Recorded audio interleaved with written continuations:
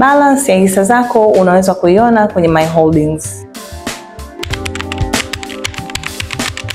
Baada ya kupokea ujumbe kuwa order yako ime-expire, option iliyobaki ni kurepost hiyo order, ambapo utafilter order kwa kuweka tarehe ambayo ulikuwa umenunua hizo hisa. Alafu ukishapata order husika, utafuatia kwenda kurepost hiyo order kwa kuweka bei ambayo ipo sokoni, na kama ikitokea bei ambayo ulikuwa umeweka mwanzo na ya sasa ambayo utatakiwa repost itakuwa imeongezeka, basi utatakiwa kupunguza idadi ya hisa ili kuweza kufidia kiasi cha fedha ambacho umeshalipia.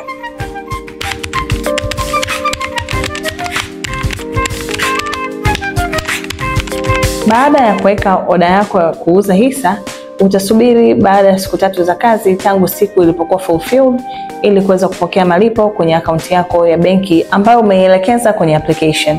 Na kama haukuweza kuweka akaunti yako ya benki, tafadhali wasiliana na Zanzibar Securities tuweze kuupdate taarifa zako za kibenki na kuweza kupokea malipo kupitia akaunti yako ya benki.